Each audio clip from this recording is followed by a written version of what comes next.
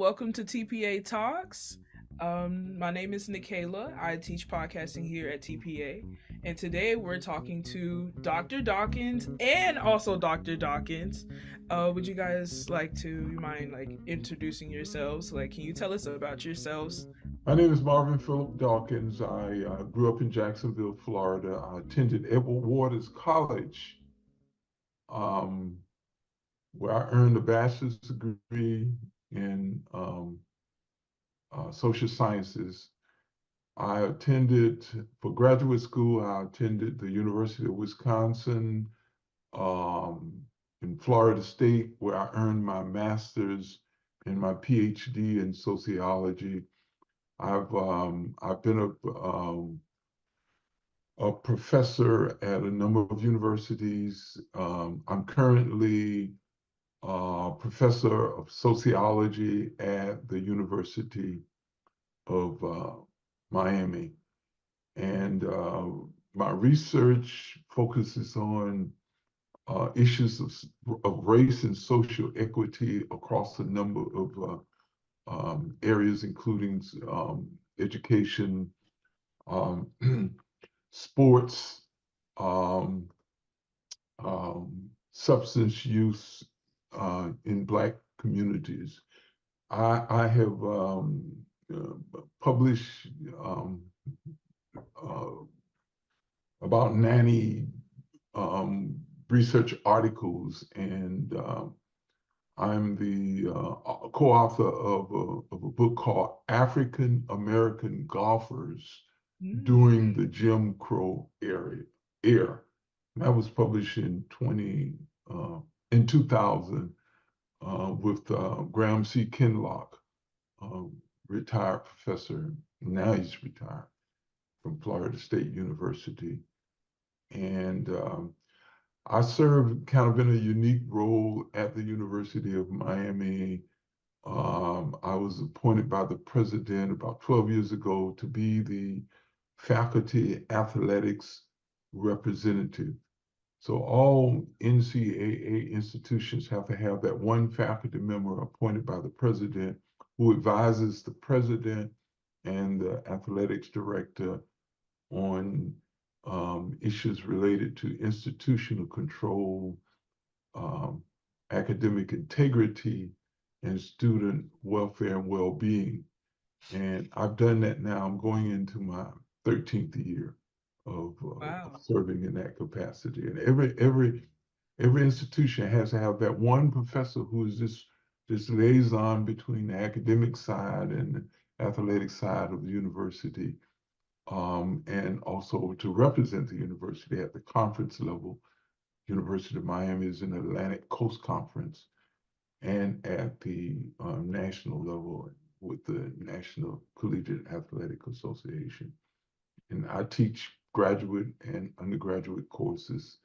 I also direct PhD dissertations for students. And so I've been at the University of Miami quite a long time. I've been there for 35 years and I'm still kicking. Wow. Well, just as Dr. Marvin Dawkins has had a career in academia, our our paths are similar in that I also obtained a PhD from Florida State University in clinical psychology. His path and career has been in academia. He's very modest in terms of the contributions that he's made as a professor.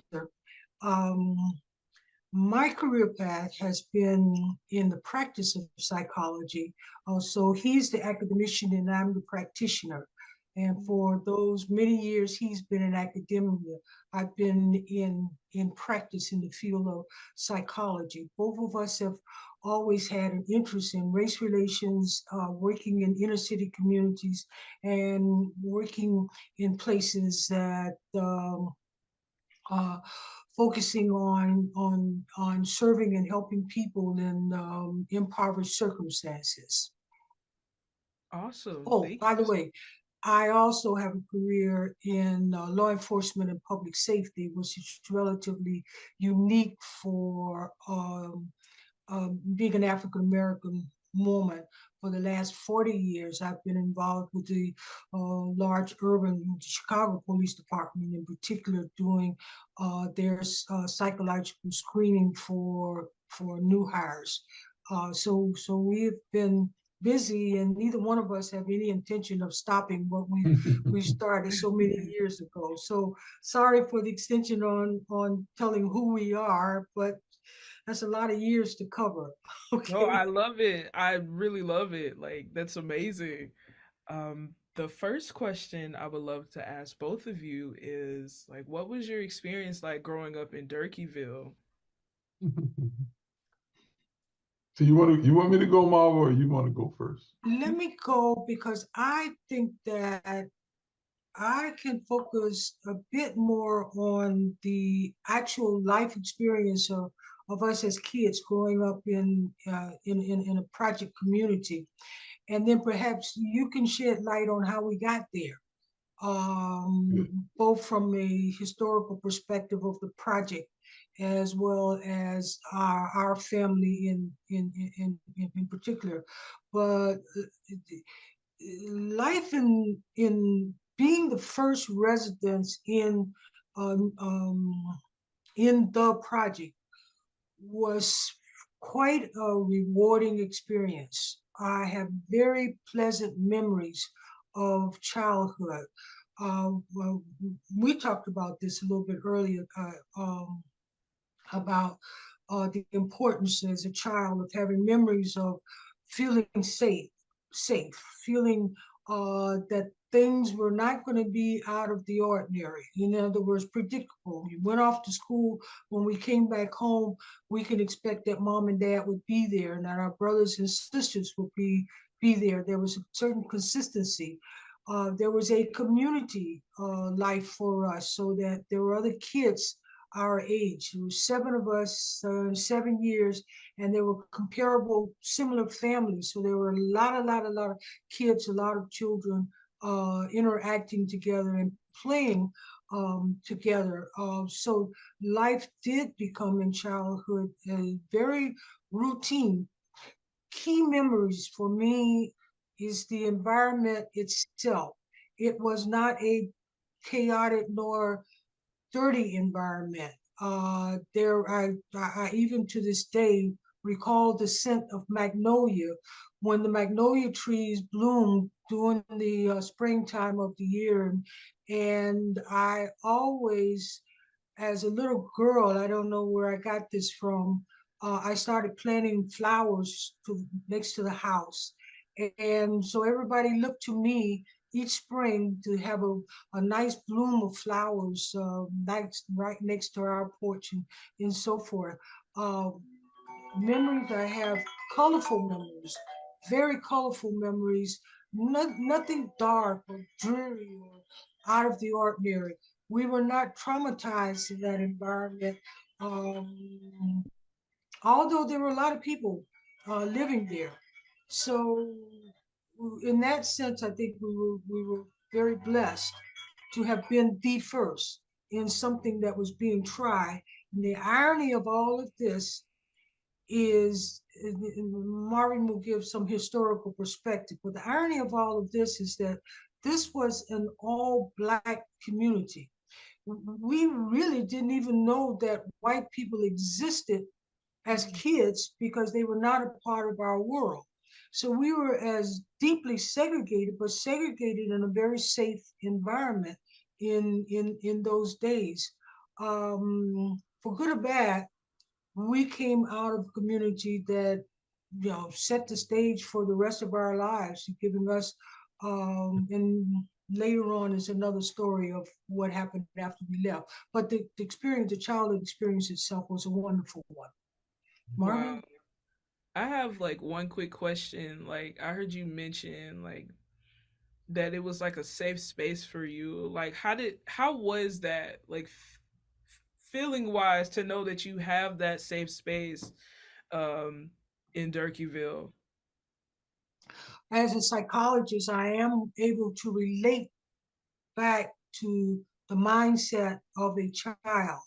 Uh, the child flourishes in an environment where things are predictable, and things stay the same. Nothing out of the ordinary interferes. When the child knows that they're in that kind of environment, they feel safe. And that's the kind of environment we lived in. Now, some of that was certainly due to our parents being there. We lived in a household where mom and dad were present, were part of the family unit, and the parents also created certain routines that allowed for predictability. We knew what to expect on holidays. We knew what to expect each Sunday. We knew what to expect at dinner time. We knew what to expect when school was out. And that's very important to the child's sense of safety, is the predictability of the environment in which they are raised. Thank you so much. So, Marvin? okay, so I'll try to be as brief and as concise as I can be. But I think it's important to look at context. And before talking about my childhood, I can say that when I put context surrounding my childhood, I understand it better. So I currently teach a course called The Black Ghetto in Urban America. I've taught that course for over a decade now. And before that, at the University of Miami, before that, I started out at the University of Maryland, College Park in the 1970s, and I used to teach a course called The Black Community in Public Policy in the Black Community. And so a big part of setting the context is looking at public housing in America. When public housing began in America, looking at Durkeeville public housing project in the context of the first time that federal government got involved in housing for the poor. This was during the Great Depression. In 1937, Congress passed a law called the Housing Act of the Public Housing Act of 1937.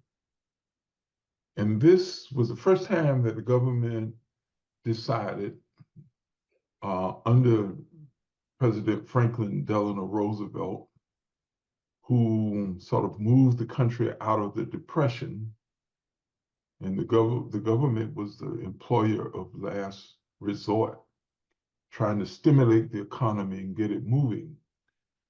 At the same time that in 1934, there was a Housing Act of 1934 that was established that became the first time the government got involved in private housing and stimulating banks to grant loans, creating the FHA government's guarantee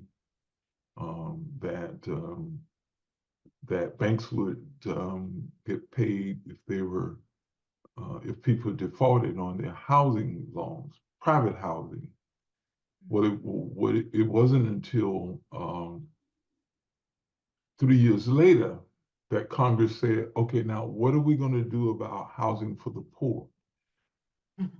And as the government had done with private housing, before Congress passed the Housing Act of 1937, they experimented with some ways to try to facilitate public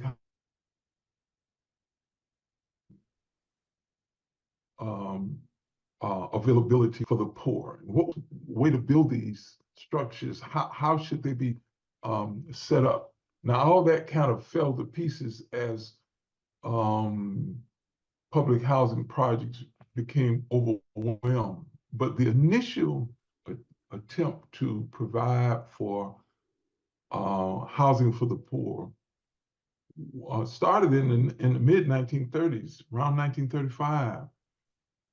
And they created experimental projects across the country. There was one in Greenbelt, Maryland, Jacksonville, Florida. Durkeeville Housing Project started out as one of these experimental projects. So Durkeeville was built in 1936, before the Congress passed the act.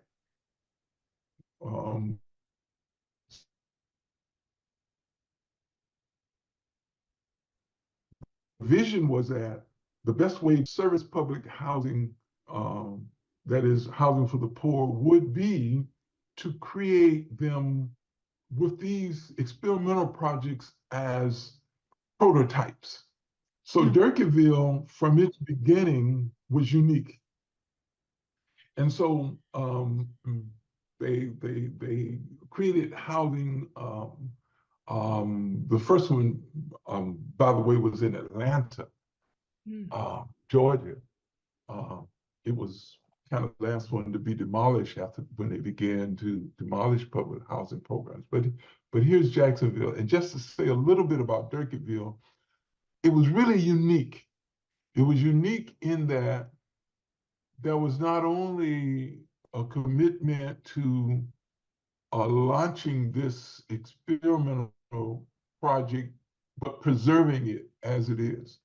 So the early Durkeeville was built in squares with a park in front of the squares. And so all of the housing had not only squares and a park in it, they actually created a huge area of grassy area and stairways. Sidewalks leading to an area in the center with a big flagpole, an American flag. We used to call it the flagpole. So everyone walked through the project after the squares. They also provided beautification. They planted trees. They planted lovely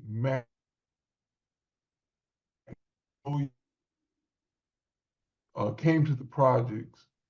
The projects were full of greenery, both in terms of the trees, in terms of the parks. I could always remember the supervisors of the projects chasing us away from playing ball in front of the spaces that were provided for beautification. I have to correct my sister. I'm involved in corrective scholarship.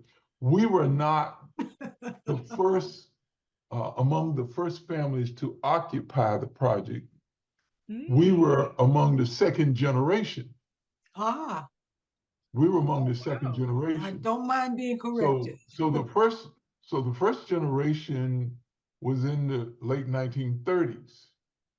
Now, our family moved into the project. My mother and my father moved into the projects shortly after my oldest sister was born.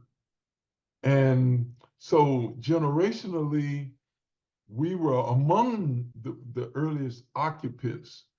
But when we came along, and we were born in 1948, when we came along, there was a different kind of look. And Jacksonville kind of felt that, so that the public housing projects were getting overpopulated, getting crowded, and the federal government had created local housing authorities. So that by the 1950s, the local public housing authorities were really selecting and deciding how to design public housing projects. So the other large public housing project for Blacks, and that's a key point, because public housing was segregated. So the second largest public housing, not second largest, it actually was the largest. So the second round of public housing for Blacks in Jacksonville led to the development of a housing called Blodgett Homes. So when Blodgett Homes was built, it was not structured on the model as Durkeeville. It did not have the parks, did not have the greenery. They built them in rows, and I would have dreams about walking through Blodgett Homes because it was like a maze. It was like a pub. It wasn't laid out the way Durkeeville was. It didn't have the huge service building that we had that kept the buildings painted. It didn't have the kind of not only the maintenance, but the well thought out designs of Durkeeville. So when Marva says that she felt safe, it was no accident that the feeling of being safe in Durkeeville project was because it was built on the scale and on the model of the original project. It's one of the historical places in the United States for public housing. And of course, I wouldn't have known that until I became a scholar. Now, growing up in the projects for me was very ordinary in the sense that everything was routine. My memories go back to the old project and the old section and the new section of the project. So what I describe as the original Durkeeville projects that were established in 1936, when we were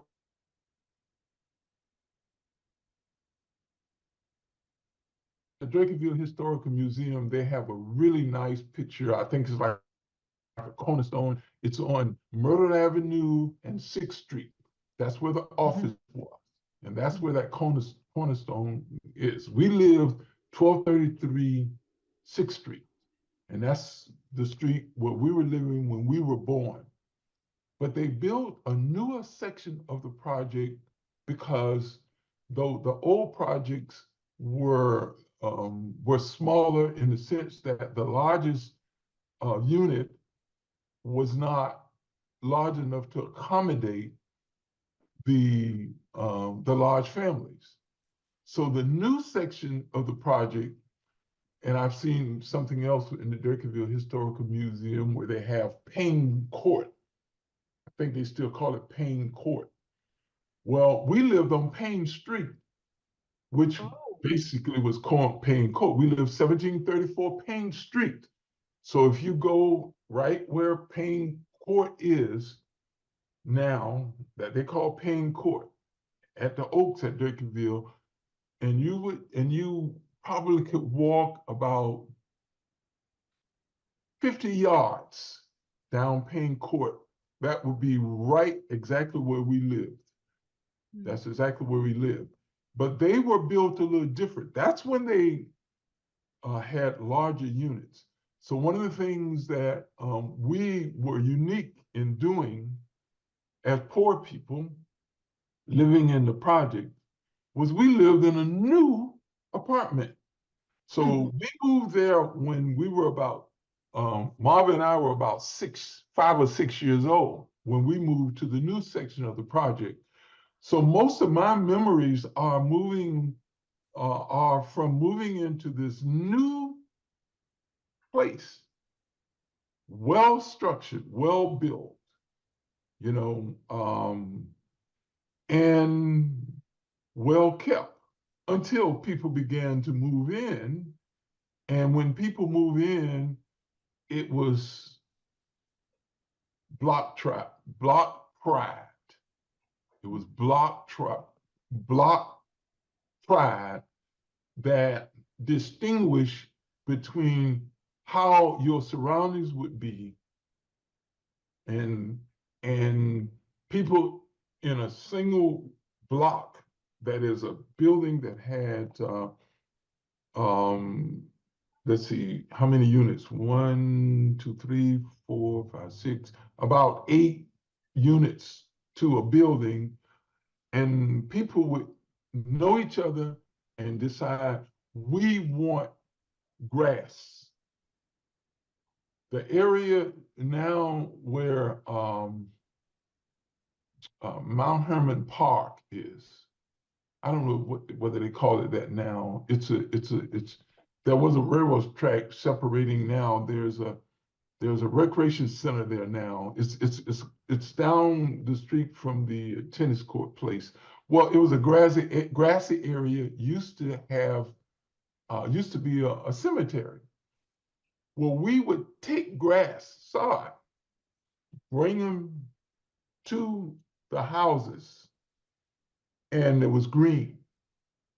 It was green in front of our doors in places where some blocks were not as well kept.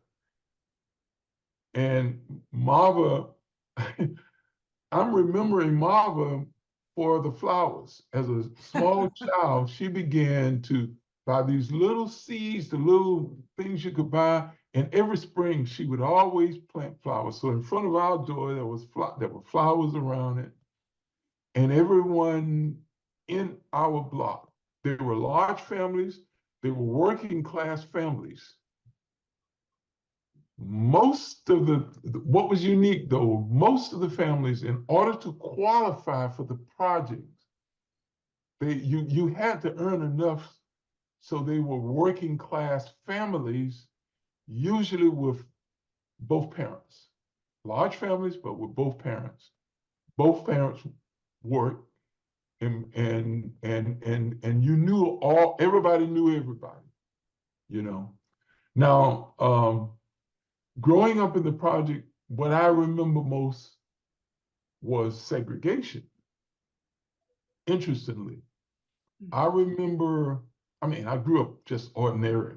There was nothing about me. I was just one of the boys. I played football games,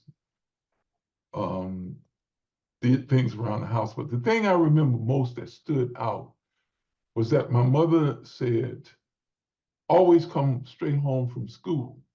At the time, we were somewhat unique because we were Catholics, Black Catholics. And we went to St. Pius School, old St. Pius School. The new St. Pius School recently closed down, I think several years ago, on 13th Street. But the original St. Pius School was located on the edge of downtown on State and Lee. If you want to know where State and Lee now, where State and Lee is, it's a block from the Ritz Theater. Yes, which I know is now exactly where you're talking a about. museum. Yes. One block over was St. Pius School. So it's on the edge of downtown. As Marva act with white people much, but I remember one instance where I was a pretty obedient boy, but I remember I disobeyed my mother. I knew what I was doing. I was in about the third grade, second or third grade, but I was big enough to walk home from St. Pius to Durkeeville. And my mother said, never go downtown by yourself. Always come straight home after school. So I had these two friends. I won't say their name because I still remember their name. And they were classmates. They were in my class. And after school one day, they said, hey, you want to go with us? I said, where you going? They said, we're going downtown. And I said, my mother always told me never go downtown by myself, so I don't think so. They say, you won't be by yourself, you'll be with us. I said, okay. So, so we all walked downtown Jacksonville. And as we were walking, I think it was shortly after our birthday, Marva, and I think that was the one time that I had some money in my pocket. I may have had $1 or something somebody gave me for my birthday. And as we were walking, I got a little hungry. And I told the other two guys, I saw a fast food restaurant. I won't even tell you the name of it because I don't want, but it still exists today. Um, and I said, hey, let's stop and get a burger. And these guys said, they looked at each other and they said, we don't ever stop. We just walk. And I said, but I'll buy you a burger. And they said, okay. So we went into this burger place and we immediately went to the stools and sat at the stools. And as we were sitting down, the woman, young woman, behind the counter, I could see her move to the back room. So she went in the back and we were sitting there at the counter, on the stools at the counter, and we were waiting to be served, waited on. But the young lady stuck her head out the door, and she was white, and she said, "You boys better leave." And we all looked at her, and I said, "But we haven't ordered our burgers yet." And she stuck her head back out there again and said, "If you don't leave, I'm gonna call the police." And my two friends, about 8 years old, jumped up. We were about 8 years old. They jumped up immediately and ran out the door, and I didn't follow them because I was just perplexed. I was puzzled. And I said to her, "Hey, we haven't ordered our burgers. I got money, see?" And I pulled my dollar out, my dollar bill out.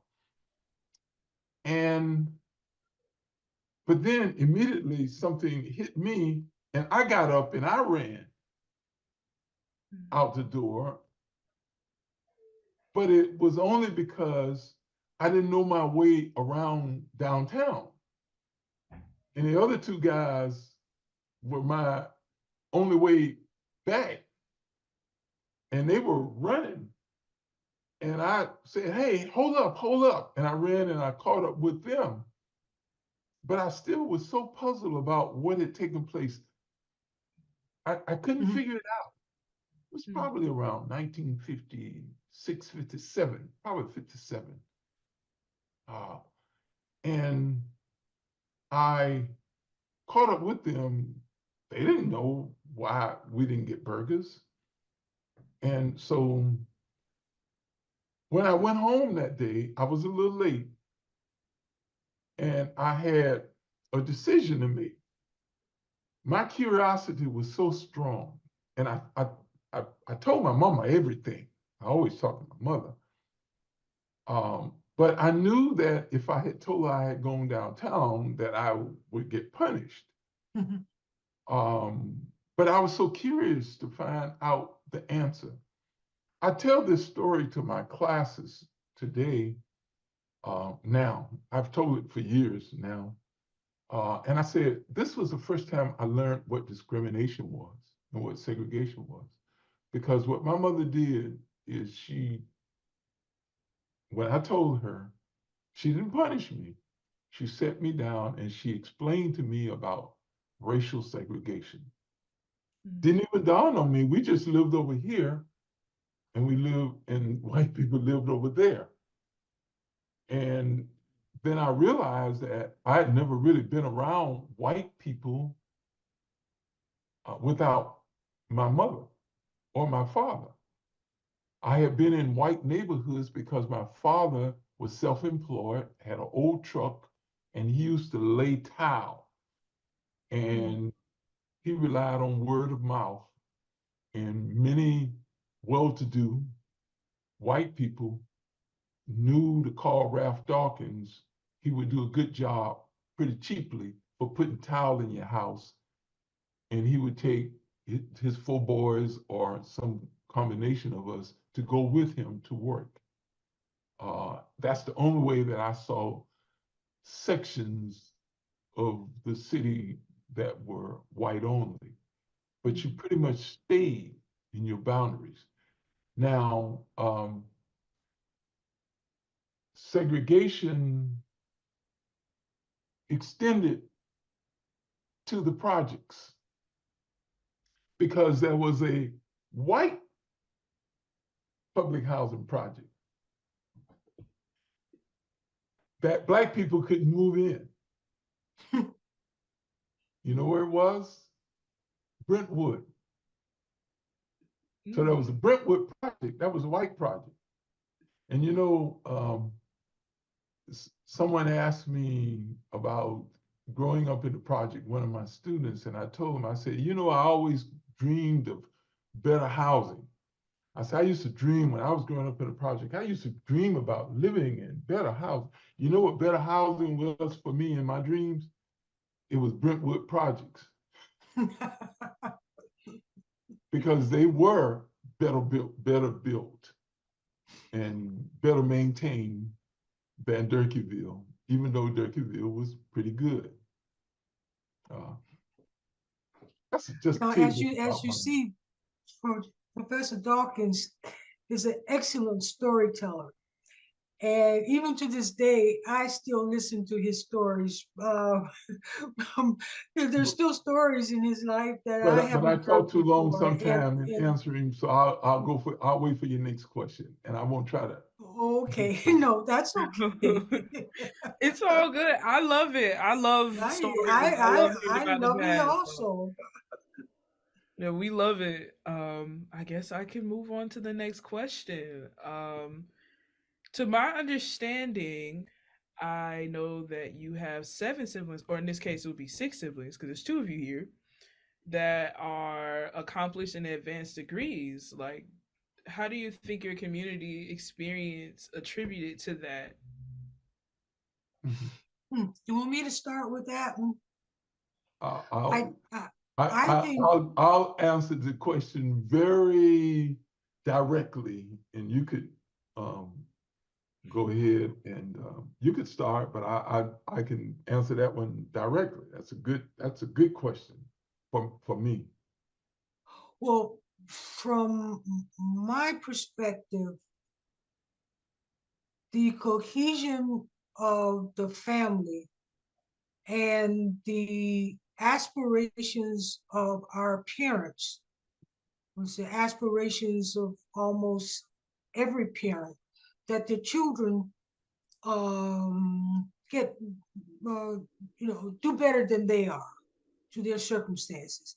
And especially in that time period where Black people were so limited in how much they could accomplish. I think it was the vision of both parents who just had high school diplomas that they would not limit their children. So as you've heard this time and time again, and it is very true, and it should be true today, where when emphasis is put on education, and it's put on education at a very young age, it is for many the way out of poverty and to success or having successful careers. And that education simply means it allows you to attain something the society recognized as valid, or is essentially vetting you, so that now you are in a position to make choices about what you can do with your life and your career. So my parents, especially my mother, recognized that by sending us to the Catholic school. And when she sent us to this Catholic school, the education we got there actually gave us a jump start from our peers who were attending public schools. So we stayed ahead of our peers once we stopped going to the Philip and I and our younger sister, once we stopped going to the Catholic school, and that was for us, it was the fifth grade. And then I recognized in the fifth grade, I was already 2 grades ahead of my peers. And I was bright enough to recognize that I'm going to keep this gap between my peers and I, because it gives me a head start. And I never lost that head start. But education, I think, was the key. Now, bottom line, out of seven of us, the older sister has a PhD from the University of Chicago in medical sociology. The younger sister has a medical degree in occupational medicine. Marvin, as you know, has his PhD in sociology, and I have a PhD in psychology, and I have a brother who has a MBA and a wonderful career as an accounting for Dade County Public School. And then the irony of all of this is to say we were a blessed family as well. Okay, many families have had Did you success, forget about but your younger sister? we had wonderful success. The brother who did not had graduated high school and did not go to college, his son ended up becoming an NFL player and became a Hall of Famer here having attended school here in Jacksonville. Oh, wow. So the family really flourished, and I do think that education was key. Everything she said is true. Let me put a spin on a couple of things. Uh, there were two things that were emphasized by my parents. These things would cure all problems, both here on earth and beyond. And they were overemphasized. They weren't just emphasized, they were overemphasized. Education and religion. And so education would cure everything. Just get a good education. All the other problems will go away. So they emphasize that. And religion, of course, will get you to heaven. So both my parents were, very strong in emphasizing those. However, Durkeeville Housing Project launched my family into education and educational accomplishments. Now, how did that happen? I'm not going to call names. You can look it up and you'll know who was the person who you paid your rent to during the period of time that we grew up there. From in the 1950s up to the early 60s. I'll just call her the rent lady. I know her name, but I won't say. And she was tough. She enforced all of the rules of the project. Herself, when I say enforce, she was a part of the enforcement. She used to leave the rental office where she was there and you came in to pay your rent, and she would walk through the project and she would stop randomly to houses, and you had to open your door for her, and she inspect the houses. She went all through the houses. If your house, your apartment unit was nasty, you can get put out of the project. She would be walking through the projects. We didn't have a telephone, but some people would get calls from people in one section of the project saying, she's here and she's headed your way. And people will run home and start cleaning up. So she was the enforcer. she was particularly the strong arm person for enforcing the rule requiring you not to earn over the limit. If you made too much money, you could get put out of the project. You had to earn just a small amount. I mean, they had a range.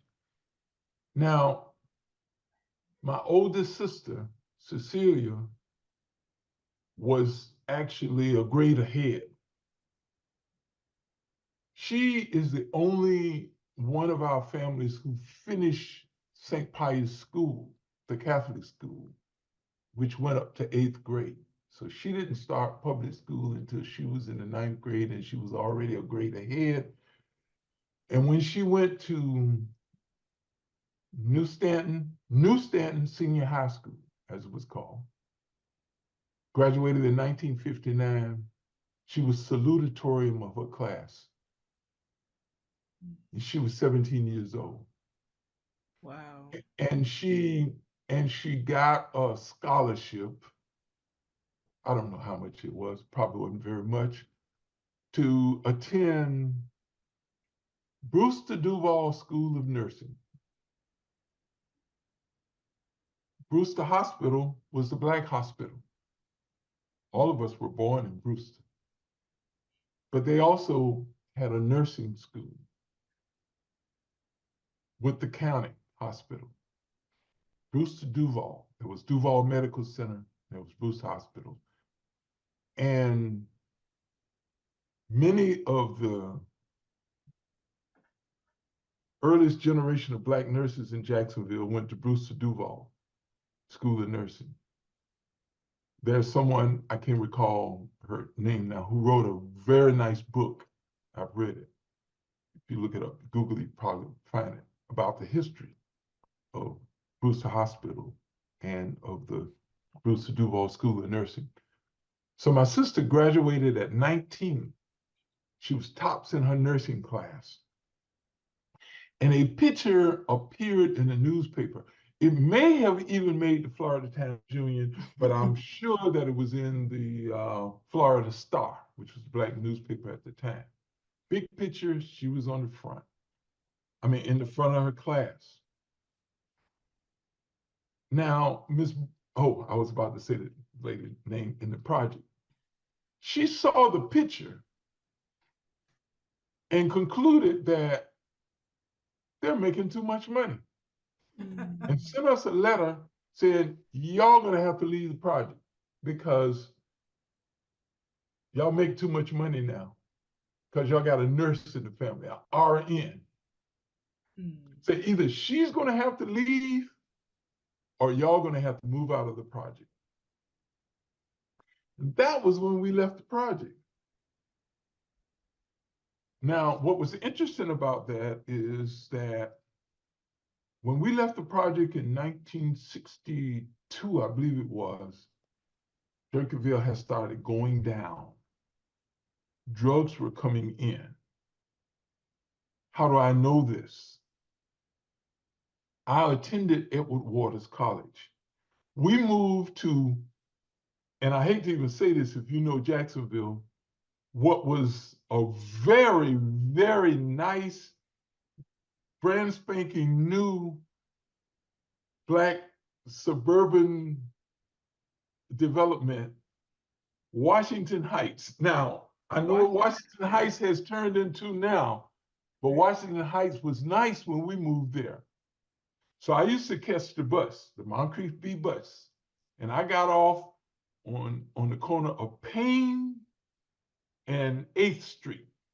Used to be a railroad track there. That's where I got off the bus, and I had to walk to Edward Waters College, which is 1658 Kings Road.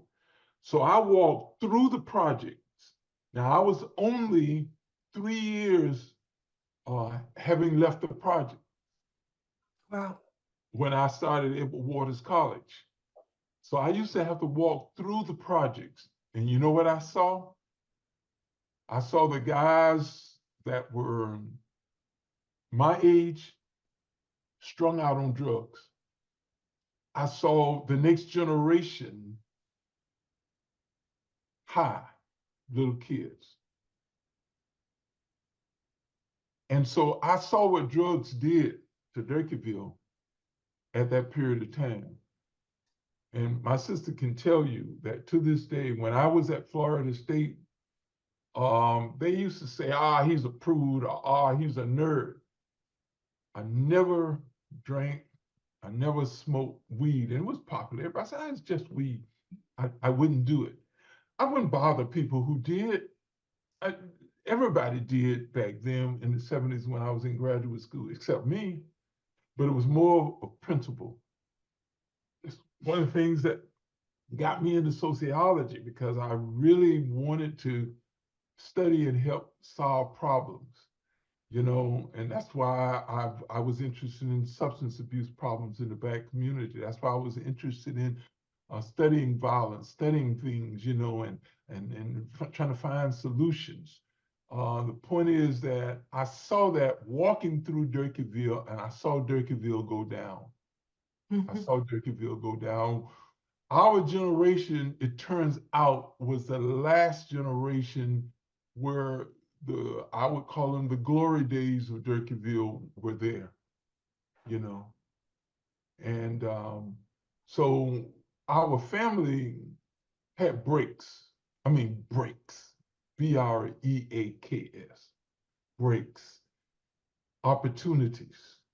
I won't connect it with religion, but probably was my mother's prayers, my father's prayers. But there were windows that open and close, open and close. When I attended Edward Waters College was not accredited. In fact, the last year of high school, New Stanton lost its accreditation. So I graduated from a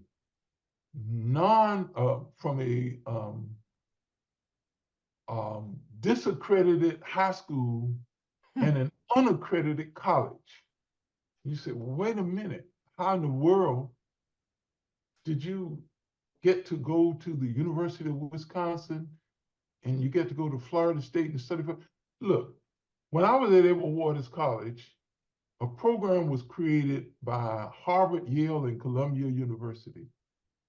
It was called the Intensive Summer Studies Program. And they went to the South. They said, we're going to find the worst off students, Black students and poor students, because there were some poor whites, and we're going to pick them up from their sophomore year, send them to one of these campuses, Ivy League campuses, and we're going to put them with tutors. We're going to let them take additional classes with our regular students.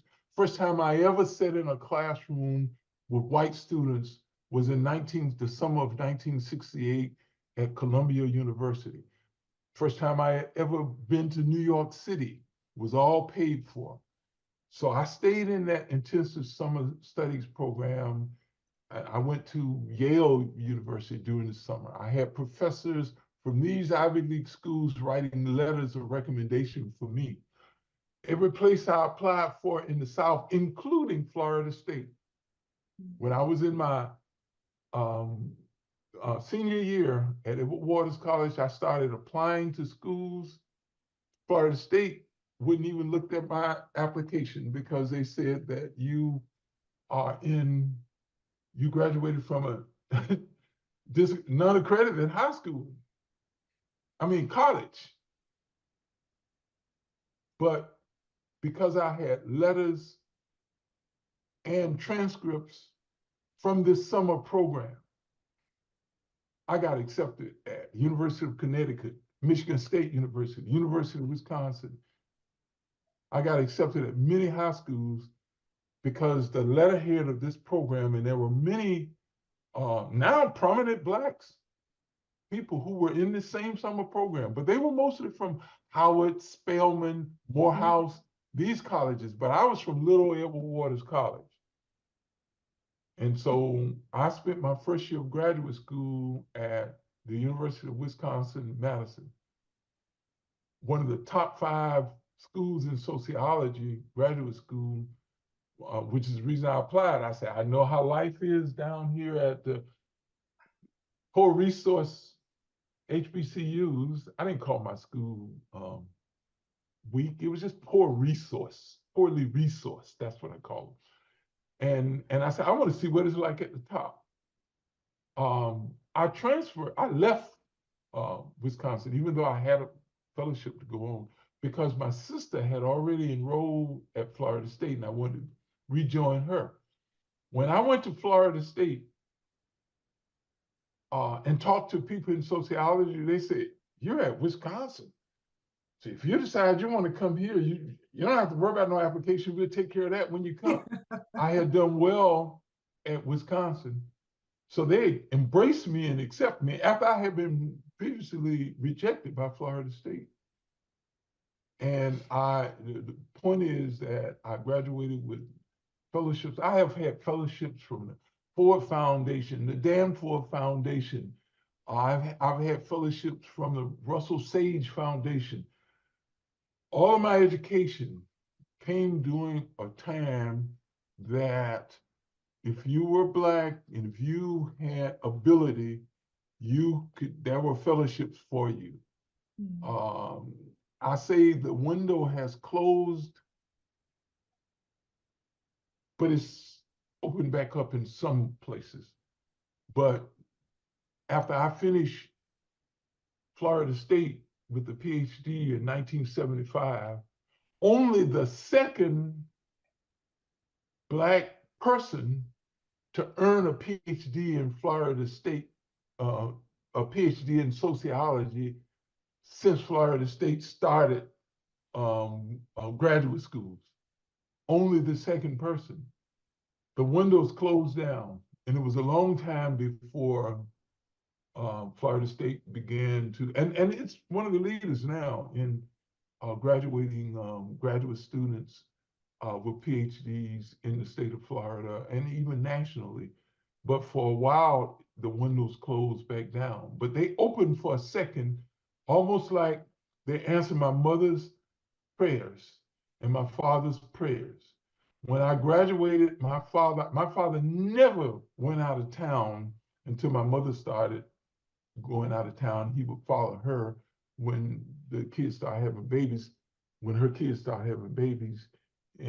But my father came to my graduation, and that was one of the most important things for me because he was so proud, you know. Yes, yes, and So Durkeeville did have something to do with our education, well, and yes, and growing up, there was most nothing, definitely. that was unusual about us, or at least about me. I'll speak for myself. I was just one of the guys, you know. Yes, I was just one of the guys. I wasn't super smart or anything like that. I got in trouble. I did other things. I can say that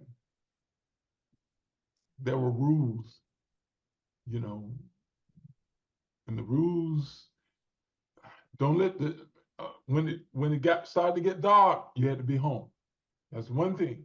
My parents insisted you had to be home. You had to be home. And my sisters lived in a project, and she talks about around the house. My sister was almost like a prisoner. The girls couldn't go out. They couldn't go nowhere. I always wondered about that. After school, we'd do our homework and see my two sisters, closest one, my twin sister and my sister younger, inspired me because they were they were always the tops in their classes. Uh, Marva, and she's being modest. You know William Raines High School? Yes. She was the first valedictorian. Oh wow, that is amazing. Yeah, Congratulations. the first valedictorian of William Raines High School in 1966. She was the first valedictorian. Wow, that And is amazing. And my other sister, when she was in junior high school, she came to me and she says, she went out of town on a field trip to Florida A&M University, and she came back and she says, I'm going to Florida A&M University, and I'm going to get my pharmacy degree. And then after I get my pharmacy degree, I'm going to the University of Florida, and I'm going to get my MD. And she was talking to me, and I said, you're crazy.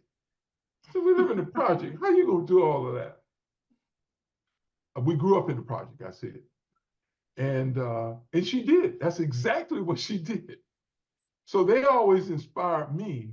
And because they did their homework immediately after a school, when I came home and all the other guys were out playing and knocking to the door, come on, Phil, come on out to play. I said, I got to do my homework first because I was following them. So they, like my sisters always giving me accolades. I mean, I was following her, following them, because I was always in the middle of the pack. I was in the top of nothing. Wow. So I have one question. Like, would you say it was kind of like a village effort, like bringing up the next generation for everybody? Such a wonderful question. Can I answer that one first, Marva? Yes, yes, you can, but Okay. time is a concern now. Well, Okay. okay. Oh, I But see. you always hear this saying, it takes a village to raise a child or something like that. You know, in the project, everybody wasn't in that village. You know, it's a village of people, along with other people who were in that village that you could follow and go in the wrong direction. So it takes the right village. And sometimes people didn't know which village to follow. That's the quick answer.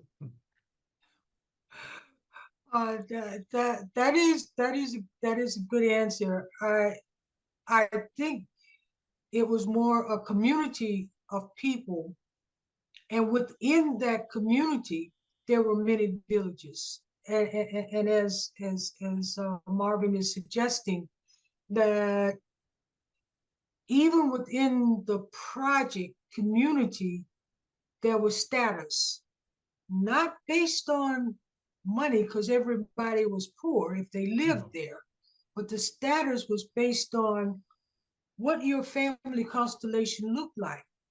And that status brought you respect. And how else to explain it? People followed you because they admired what you and your family were about. You were easily labeled as a good family or a chaotic bad family. And even if you were a member of a bad family and you were not a bad person, you had to carry the burden of your family with you as you interacted with others. Similar to us, that there were some groups of children in the neighborhood that would not play with us because we were considered to be the high and mighty family, so to speak, meaning we don't associate with certain kinds of people. Now, my mom was just the opposite. Point is, status was bestowed on you whether you liked it or not, even within that community. So the idea of villages, yes, if you did something wrong, you did something wrong, and somebody else saw it, and they told your parents didn't have to see you do it wrong. You still got to spank it. Now you have to understand that when you talk about the projects, you have to talk about schools uh, because the same kind of influences that you got from decent folks in the projects, you got from your teachers, some of them, many of them, quite frankly, um, in schools. I mean, if someone wants to know my secret question on my credit cards, at least one of them, my sixth grade teacher, that asked who's the teacher, who your best teacher, she's number one. She'll always be number one in my heart. I have to say her name, Miss Whitfield. It's Ernestine Whitfield. And the class thing operated in the schools. So when we went to the public schools, um, it looked like they took all the kids from the projects and put them in one classroom. They put them in this old lady's classroom, Mrs. Whitfield. We were all in Mrs. Whitfield's classroom, all of us from the project and right outside of the projects. And it is amazing. It is amazing. You have one classroom at Darnell Cookman Elementary School in the portable. The portable then was like a one-room classroom. It really was. And Ms. Whitfield had her little stove. We were not connected to nothing. And we went to school in Ms. Whitfield's class. She was just a nice lady, but she understood how to teach. We had everybody, the people who went for bad, the people who were decent, everybody from the project, we were all in that classroom, and she spread the love, her love, but she did something else. She was somehow able to mold people as individuals. Now, Carolyn Williams, professor at the University of North Florida, who actually is the person who was behind the development of the Durkeeville Historical Museum. I don't know if you heard of Dr. Carolyn Williams. She was behind the development of the J.P. Small Parks. She was an archivist and historian at the University of North Florida. She was in Miss Whitfield's classroom, in that sixth grade classroom. We had 7 young black poor kids from the project and the near project out of Miss Whitfield's class to earn PhDs. Phenomenal person. And so, yes, there were people, unsung people. Yes. Unsung people, like Miss Whitfield. I'm just pointing her out, but there were many black teachers like that. Mr. Rutledge Pearson, who people are finally recognizing, who was a NACP director who was really instrumental in moving Jacksonville forward. He was our 8th grade teacher. He required that everyone, every black person, know what we hold these truths to be self-evident, that all men are created equal. And Mr. Pearson said, what truths? So he said, you're going to have to learn. He had everybody recite the Declaration of Independence. To get out of his class, you had to stand up and say, when in the course of human events, it becomes necessary for one people to, et cetera, because there were people, there were teachers, they were very, very important. So people say, oh, the segregated schools. We had excellent teachers. I had excellent teachers at Edward Waters College. Well, it's Edward Waters University now. We were just resource poor. But we had excellent teachers and things, and that sometimes is not recognized enough, you know.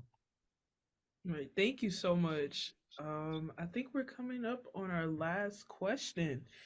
Uh, did you know that you were surrounded by like such greatness? Like there were such a variety of talented people like Jackie Davis, Teddy Washington, Ray Charles, Billy Moore, and like Abraham Lincoln Lewis. Like, did you guys know about those people ever or ever run into them? So okay, let me answer part of Marvin, then you could go. Look, I teach a graduate course. Graduate course is called Black Protest Leaders and Leadership Organizations. And I'm always so proud when we examine James Weldon Johnson, A. Philip Randolph. We have um, leaders from Jacksonville. Some people had never even heard of Thomas Fortune, who was the editor of the New York Age, which was the leading newspaper in the United States, Black newspaper at the turn of the century. You know, people talk about Mary McLeod Bethune. Mary McLeod Bethune, when she started Bethune-Cookman, do you know what the Cookman part comes from? Bethune-Cookman was Cookman Institute. Cookman Institute is the same institute that was part of the Donnell Cookman School. Cookman was in Jacksonville, and they hooked up in 1924 and started Bethune-Cookman College. Jacksonville has a legacy of leaders. You've named some, I've named some. There are many, many more. So yes, we knew, we understood when we sing "Lift Every Voice and Sing" where it came from and how important it was for James Weldon Johnson when he became the first Black head of the NAACP in 1920. We understand how important it is for us in Jacksonville to be very proud to know that the Black National Anthem's author was from our community. So yes, we were taught a lot about those kinds of things and those kind of people. Marva, I'm done. Oh, no, you've done a very good job in what you have said. I hope will set a foundation to understand our role now as seniors and mentors from a different generation, because we represent for your generation what the elders represented for our generation. And you certainly, I think, can see the impact that they have had on us and our careers. And this is a generational legacy. And Marvin is so right in a lot of ways. I ran away from Jacksonville at 18 to get away from the segregation, to get away from how slow it was and how um, what disservice it was doing for Black youth. It took me 50 years to be in a place like Chicago and returning back to Jacksonville to find the richness of the city that I left as far as Black community is concerned. And I'm so proud of my brother. As like I said, he's an academician slash historian, and provides me, it fills in a lot of gaps for me, and helps me now to appreciate the richness of our heritage. And I'm just prayerful that we're able to pass that along to your generation, and your generation in turn pass it along to generations that are not even here yet. Okay, and I'm sorry we took up so much time, but Can I say one last this is a thing? lifetime of Yes, of course. Can I say one last it's, thing? it's hard to do in a small podcast. I am so pleased. I am so pleased with the work that you're doing along with Ms. McAvoy to resurrect pretty much the Durkeeville Historical Society. And I know I had a chance to serve on a task force in Dr. Williams, Carolyn Williams' last few days, and a few years rather, And I am so proud, and I know that she would be very, very proud to see the work that you're doing now, to work with the youth, to work with communities. And this is when my sister told me about this, I said, wow, that's great, because I've I've gone through Jacksonville, and I did use almost 2 decades ago, the historical Durkeeville Historical Museum for some work for the book that I wrote some years ago, to find information on some of the leaders in the fight to desegregate public golf courses in Jacksonville, Fred Hampton, um, some of the things that were part of the history of Jacksonville in sports. Um, but the museum doors had to be open, and the person who I understand is still working had to open the gate for me and go in and try to organize something for me to see. But to learn that this enterprise is um, vibrant, reopened, continuing to be built. I'd like to add that it's really an honor for me to be a part of this effort, and it is amazing when a village does come together, the wonderful things that can happen. And this is a situation where many people have come together with their hard work and their commitment and their effort to make something continue to live on. And Durkeeville is truly a legacy. It launched our careers, our life and experiences that we've had. And without the commitment of the people that have been involved in this project, or with the commitment, we'll rest assured that Durkeeville legacy will live on from generations to come. I am so very pleased that the groups that have come together to pass on knowledge about the history of Jacksonville, the history of Durkeeville, and the communities that continue to stand as those that will be making the contributions to future generations to understand the history, understand the value of this history for Jacksonville. So please keep up the good work. I would love to say that it's such an honor talking to both of you.